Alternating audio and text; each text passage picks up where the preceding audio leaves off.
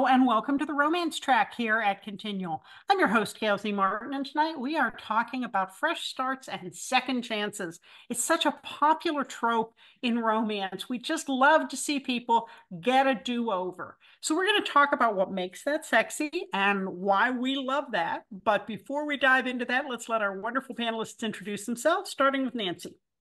I'm Nancy Northcott. I write historical fantasy for Falstaff Books. I independently publish paranormal romance and romantic suspense. And with Jeannie Adams, I create the Outcast Station science fiction series. I love second chance romances. And so I'm really happy to be on this panel. Okay. Miski. Hi, I'm Miski Harris. I write gay romantic fiction, which includes paranormal, a little urban fantasy. I'm sort of all over the place, whatever my characters tell me to do. And ironically, almost all of my stories are second chance romances because I like redemption. Okay. Excuse me, Maggie. I'm Maggie Blackbird. I write romance starring Canada's Indigenous people for Ecstasy Books. And like the others, I love second chance romance. I was looking through my bank list and I have 4 novels that are all about second chance. So. Very good. Kay.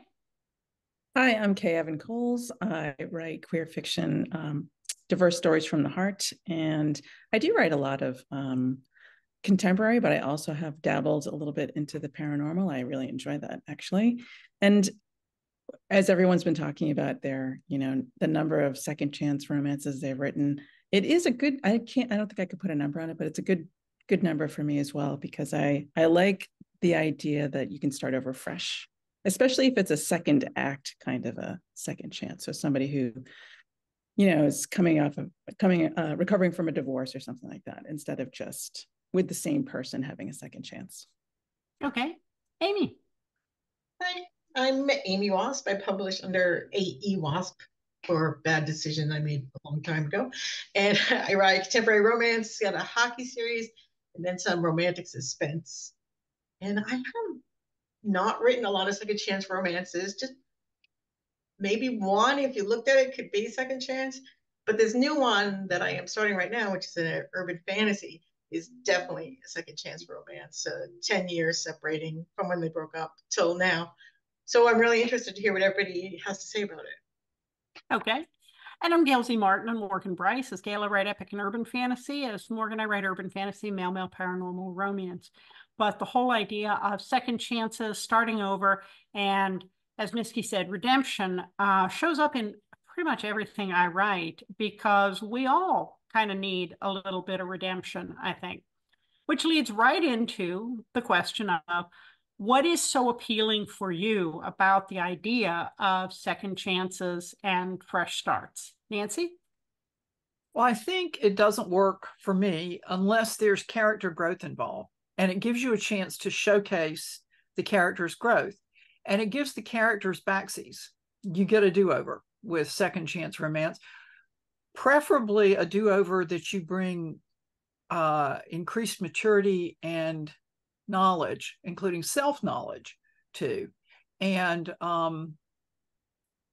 in the ones I write, I try to write them so that nobody overtly screwed up, except the guy in Mr. Never Again who seriously overtly screwed up. But, I think they're more sympathetic if they haven't done something jerky in the first place. And so I try to balance that out with the characters, but at the same time, I like to read books where you understand why it didn't work for these people the first time, and therefore you can root for it to work for them this time. Okay. Miski?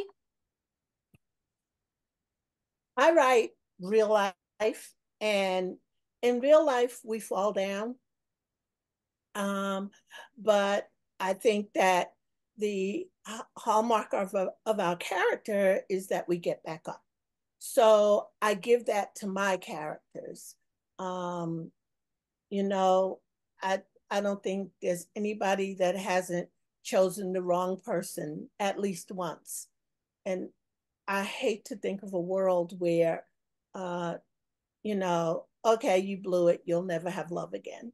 So that's my big attraction for it.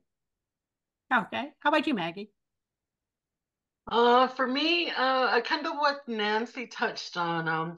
I like the redemption, the character growth. I really love character growth and a good character arc. And I find in Second Chance, there's a lot of growth where they, screwed up the first time by their own insecurities, maybe even immaturity, anything like that. And then, the second time, they're older, they're wiser, and they're determined to get it right this time. Very good. Okay. I'm going to echo a little bit what others have already said, but I do think that it's important for me, certainly, to give my characters permission to make mistakes, because that's a hard thing for a lot of people to kind of come to grips with in their own life. So for me, it works if someone's made a mistake, and as part of that maturity and their growth, they examine that and kind of figure out, how do I not do that again? Or, why did I do it in the first place? Okay. Amy. Yeah, it's hard to say something new. Everyone said it so well. I think this book particularly that I'm working on now, I think part of it, I like the idea, well, a lot of my characters are very young. So I like the idea of writing characters in their mid-30s who have a history. And I like the depth that past relationship brings to the characters and adds to when I'm writing. I like that, it was a right person, wrong time, right? Kind of thing.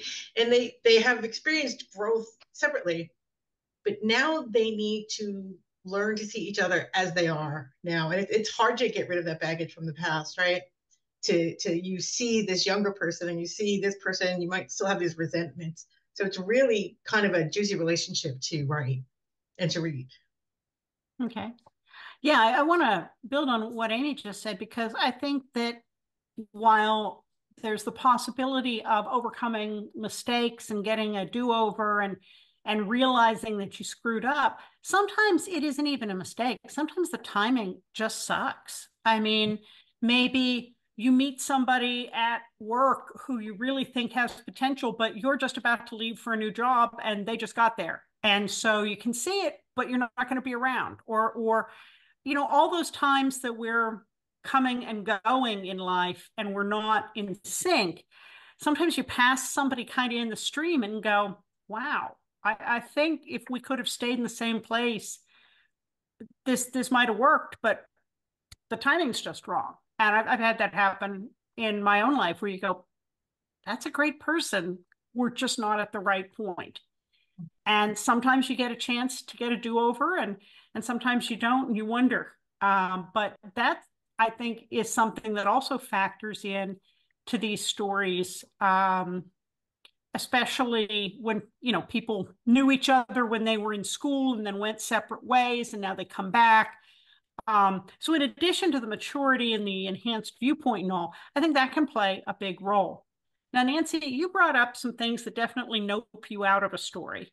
What kind of, and this is your mileage may vary, not kink shaming, but for you personally as an author or a reader, what kind of thing nopes you out of second chances? Where one person was really bad to the other person back in the beginning, because then it's hard for me to root for that person. And that was the hard thing about writing Mr. Never Again, because it had to be Josh's mistake, but it was also Dana's mistake, the way she reacted to it. So to balance it out, a very famous author back in the 1980s wrote a second chance story where the first chance ended with domestic violence. And for me personally, that's a nope. But it's not for everybody, and that's fine. Given the other books of hers that I've read, if anybody could make it work, she could. But for me, it was just no. And I would like to pick up on what you and Amy said, in that for many years, I said my tombstone was going to say her timing was always wrong, because relationships just always the wrong time. But now I'm married and have been for a while, so it'll have to say something else. Mine will probably say, well, that's done, as with a little checkbox, because I think that's my most frequently repeated phrase. Miski? I'm a lot like Nancy. Emotional and physical abuse. Unlike the Volturi, no second chances. I think that because we're human, there are words in our vocabulary that we use when we fight, and we don't fight fair. We always say you always or you never. So even though it's fiction, I think it's just a trigger for me. All I can see in my head is you beat him once, it's over. So that kind of thing. I personally don't even begin stories that involve harm to children. So I guess that's a nope. If you were cruel to children in your past, find Jesus, because I'm off the shelf. My stories are usually two people who, for whatever reason, I like Amy's thing, maybe the right person, but the wrong time, or wrong person, right time. So it's usually two people who have a past and they come together.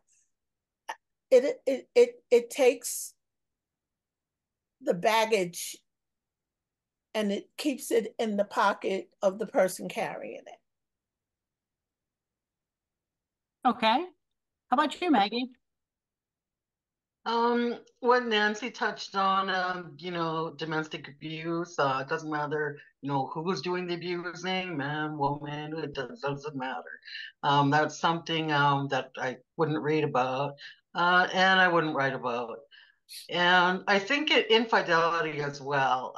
If one was, stepping out on the other, no, I don't think I could go for that. I stay away from that in my stories as well. Once that happens, that there's none of that going on either. That's about it, though. I'm pretty open. I like reading a lot of dark romance and that too. But when it's comes to those two, that's a deal breaker. Hey. Well, I mean, you've all said it so well already. I don't really have problems reading about infidelity. It's not like I want it to happen, but people make mistakes, and this is the thing, and they should learn and grow from them. But there are other kinds of betrayal that I think can be so much worse. And I do think that domestic violence or violence against your partner is really, I don't know how I could certainly never trust that person again. So that totally then becomes my mindset when I'm reading or writing something as well. And Amy. Yeah, I've been realizing, listening to everybody, that we have like two subsets, it seems, of second chance romances. One where they had a relationship in the past, broke up, and now they're getting a second chance to do that relationship. Or like you were talking, the ships passing in the night kind of thing, where it's more like what could have been this road not taken. They get a chance to take this road. And I don't know, I just think that's really interesting, because one of my books, which is that kind of, it was a one night thing. They actually did get into a fight. They're young hockey players, and one of them was deep in the closet. They got into a fight, and that worked. But I think the thing that really bugs me in a lot of second chance romances is when the characters are somehow separated for whatever reason. They didn't want to be, like, against their will, they get separated and they don't keep in touch. because there's no excuse in this day and age for not keeping in touch with somebody if you really want to. You know, you can email, you can reach out. You know, so why did you take so long? If it's not a good reason, then it makes me stop reading. Obviously, I don't like cheating, domestic violence. That's what like everybody else said. But specifically, that's one trope, I think, that bothers me. You know, I thought of another thing. Sorry, Gail, to interrupt you, but I read a couple of stories where these two people, someone was bullied in school, and then eventually they become enamored with the person who bullied them. And while I do like a redemption story, again, I think for me that would be a really difficult thing to get over. So I've read them, but I don't seek them out. And I just wanted to throw that out there because it was a thing that popped in my head and it has to come out. No, and I think, at least for me, on that bully piece, how much of a jerk was the person? Were they just stuck up and didn't give somebody the time of day, or did they, you know, were they giving them swirlies in the, you know, bathroom and throwing their backpack, you know, into the garbage pit? You know, there's somebody who was a jerk and grows out of it, but then there's somebody who's just mean. And I think for me, I know there is gold in dark romance and red flag romance, and again, not passing judgment, but for me as a reader and a writer, I like to see messed up people who create healthy relationships. Yes. They can be broken, they can be insecure, they can be dragging a steamer's trunk of baggage with them, but they're trying to make a healthy relationship work.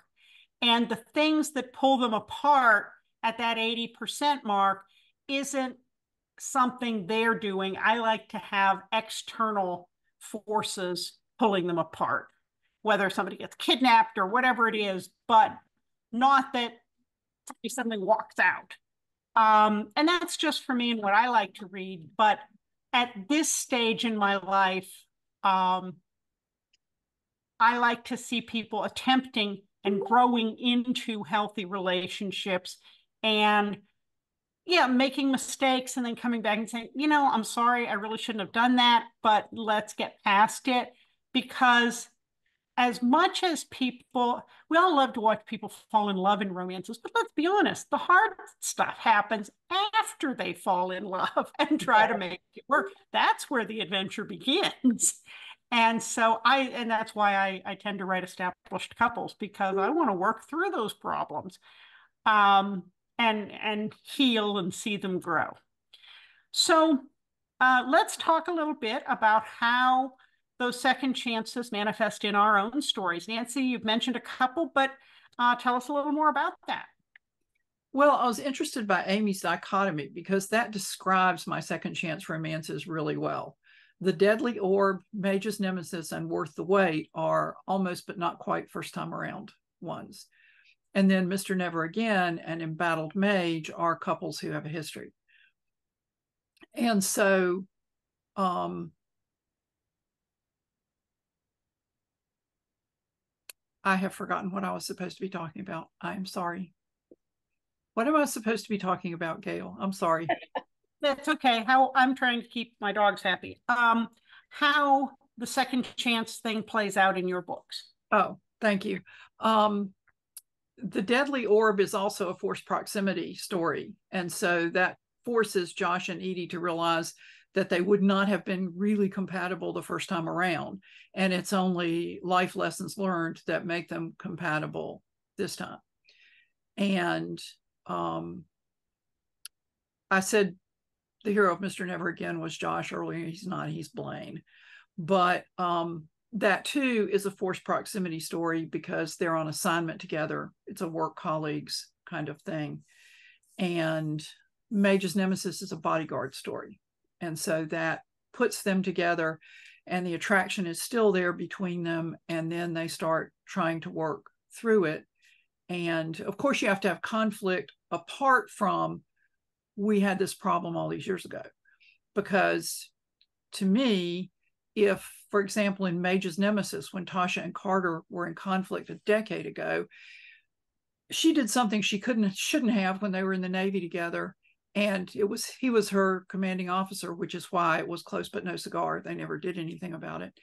And it was his duty to report her. And so she had non-judicial punishment, lost a step in rank, and realized she was not going to advance in the leaner, meaner Navy with that strike on her record. So if she can't forgive him for that 10 years later, that doesn't really speak very well for her. So I try to do a conflict, like I said earlier, that you can understand why they didn't work out the first time, but it's not enough conflict for now. They need a reason now that they're not getting together, not whatever it was all those years ago.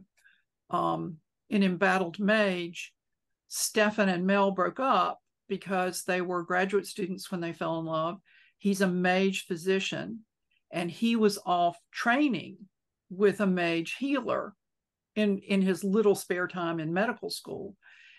And she doesn't believe in anything woo-woo because her mother was very into New Age everything. And in their little town in Eastern North Carolina, it was embarrassing, and she was bullied because of it. And so when she said, I know you weren't where you were supposed to be, where were you? And he can't tell her because, in the first place, rules about just spreading the news around. And in the second place, he knew she wouldn't believe him. So he asked her to marry him, and he said, marry me and I'll tell you. And she says, tell me and maybe I'll marry you. And that was the end of it for them 10 years ago.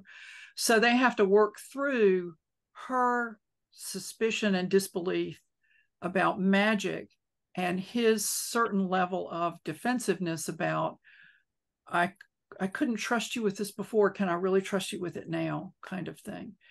And so those are two of the main examples of the way that plays out. And I'm going to stop there and let somebody else go. Thank you. Okay, Miski. My Don't Ask, Don't Tell series is my big redemption series. One main character is always a veteran. And my current veterans, or the veterans of this series, have all been involved in the Far East, the various Far East conflicts. Some of them have PTSD, in collateral damage. Poor Jordan. I think the only thing I didn't do was cut his head off. But he was also my deepest story because he not only had to forgive Ron, he had to forgive himself.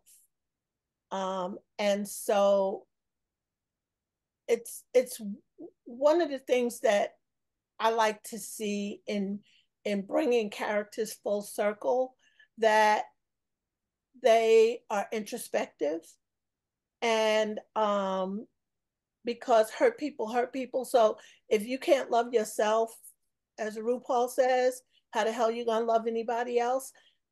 So I get them to come to terms as much as possible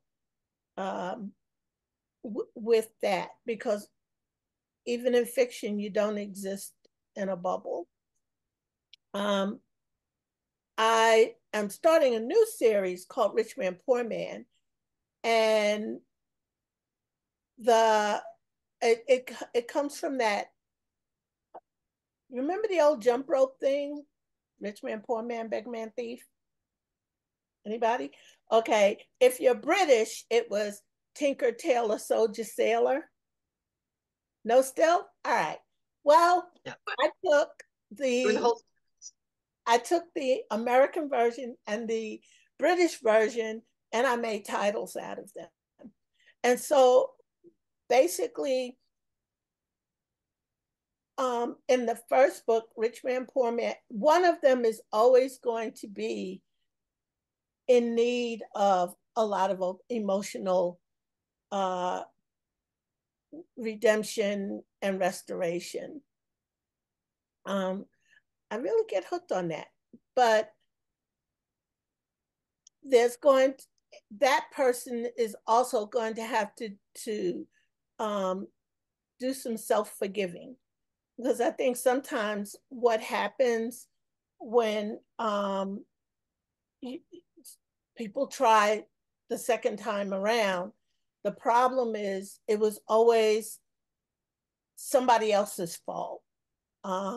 So right, the thing that I'm working with now is having each of my characters, my main characters, look inside themselves and do that kind of healing.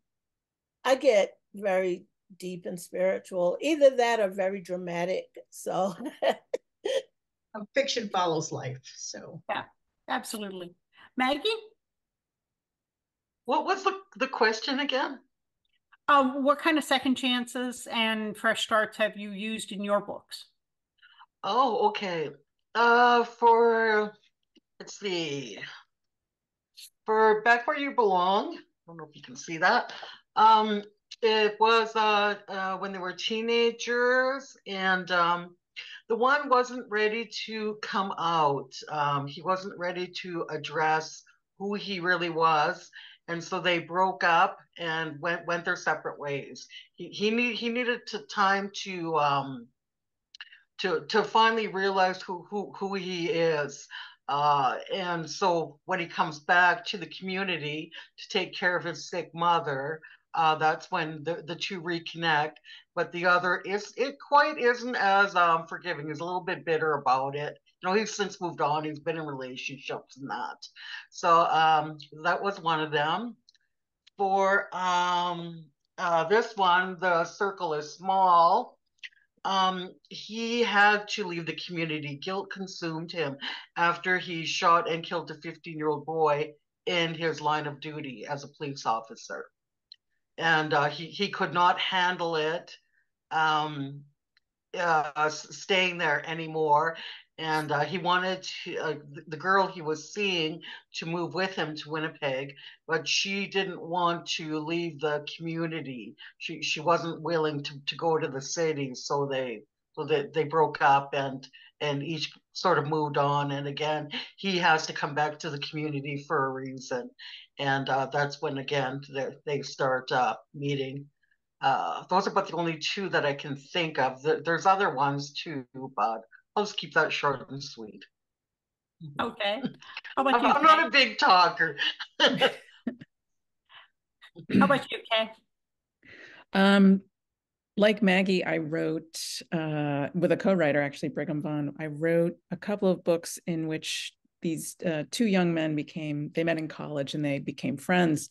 But of course, they fell in love and they bowed to family pressures to they're the scions of their families, and they knew that basically their entire futures had been mapped out for them, and neither of them could kind of come up with the courage to say, I'm not going to do this thing that my family wants me to do, and instead I'm going to be with the person I want to be.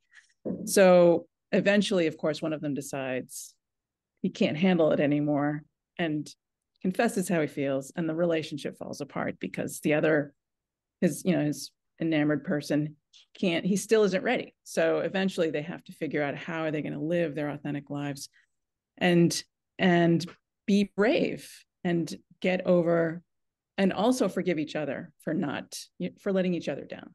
So that's the one that I was thinking of, and I will also keep it short and sweet, shorter. Okay. Amy. I'll keep mine short and sweet. First couple, they got back together because they were drafted onto the same team. Hockey players don't often have a lot of choice where they go, right? I don't think most athletes do. And they kind of picked up their fight right where they left off last time, and the coach basically put them into their, sharing shirt and said, work it out, boys. And they did very well, worked it out very well. Second one, which I can't believe I almost forgot about. I just had to Google my own book to remember what it was.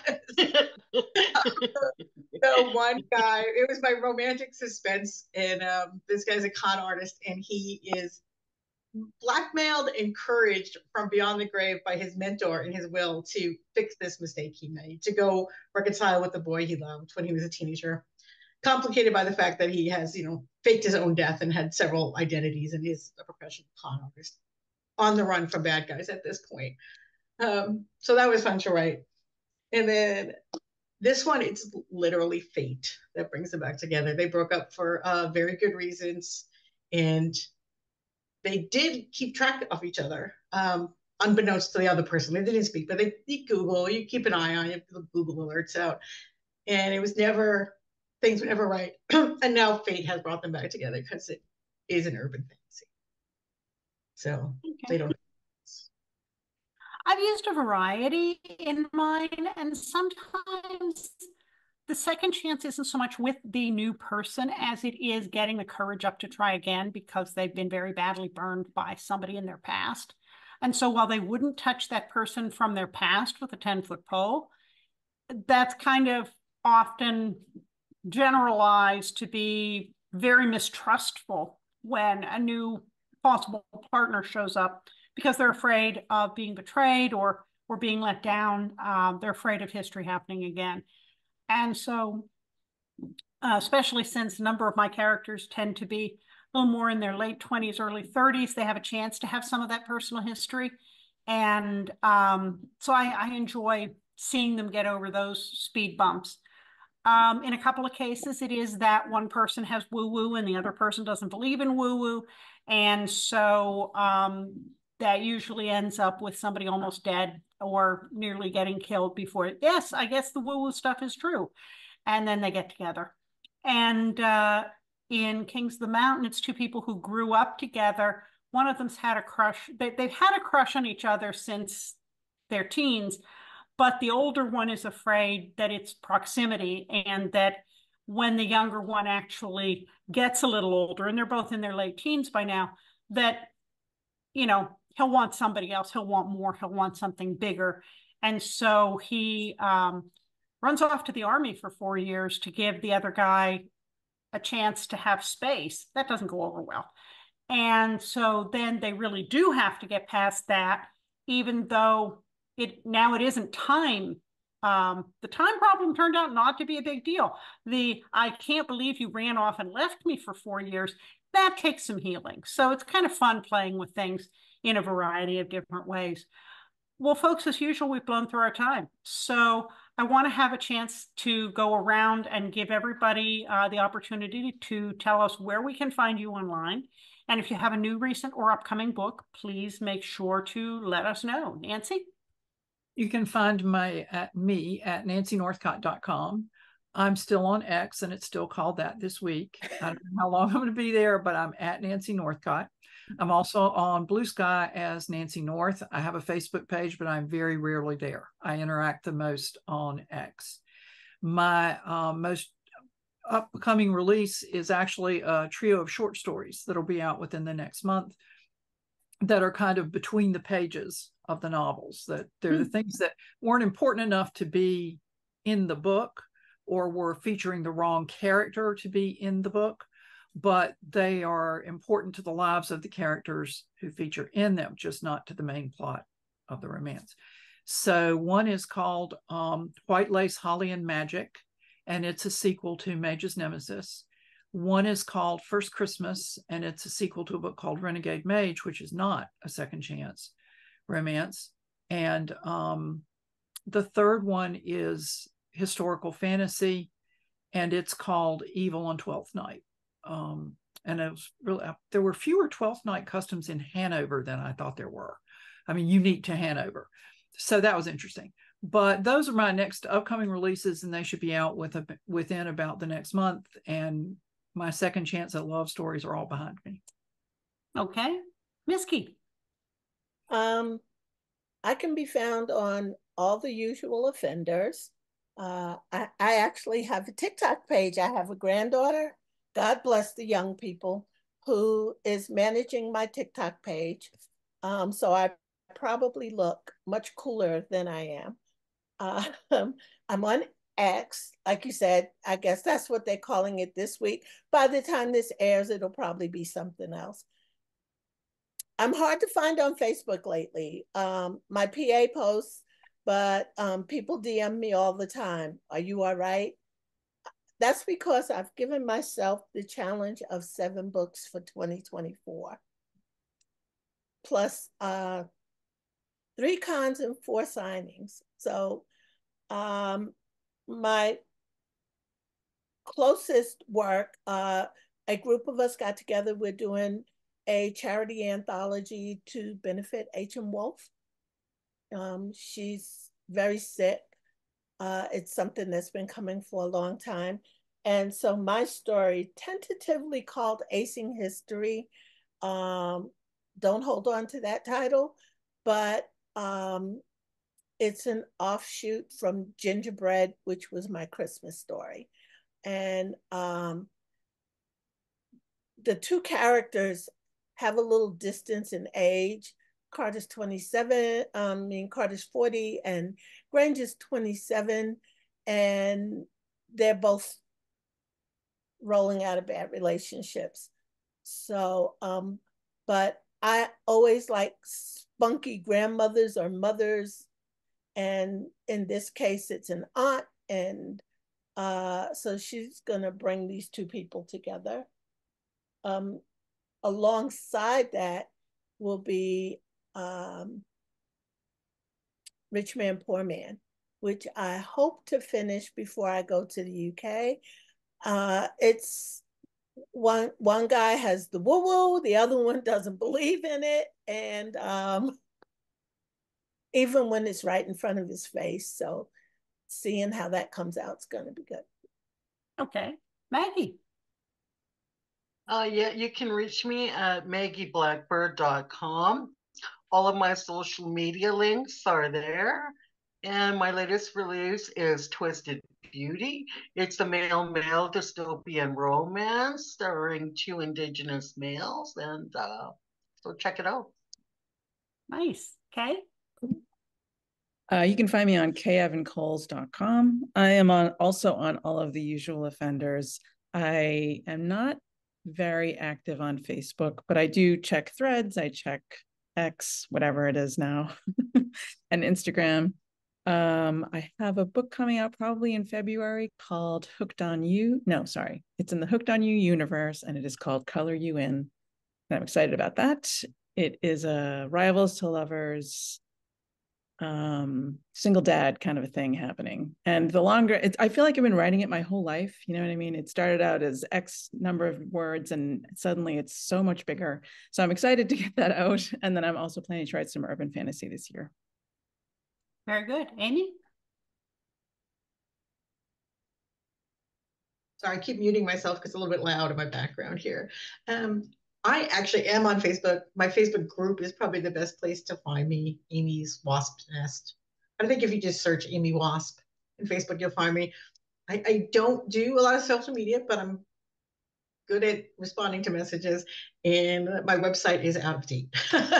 So a little bit hard to get in touch with, but I always can be chatted with, and the Facebook group is where the stuff comes. My last book just came out in September, which I know people are faster than that. It was going to be the last of my hockey series, but now I have another one that I might try to finish up. And I won't have a new one until April, I think, which will be my first foray into some fun kind of urban fantasy stuff. I'm really looking forward to that. It's going to be good. It's going to be a good thing.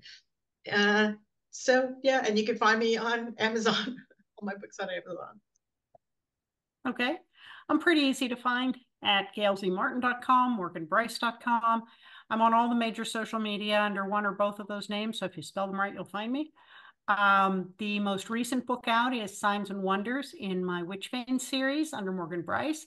And I'm currently working on the 3rd book in the Treasure Trail series, also Morgan Brice, which I'm hoping to have out in February, which is Last Resort. Well, folks, thank you very, very much for being here. It's a dark and stormy night, and everybody still managed to keep their connection, so this is good. But thanks so much for being wonderful panelists, and thanks to all of you for watching and listening. There will be more romance coming up on Continual, so we'll see you online.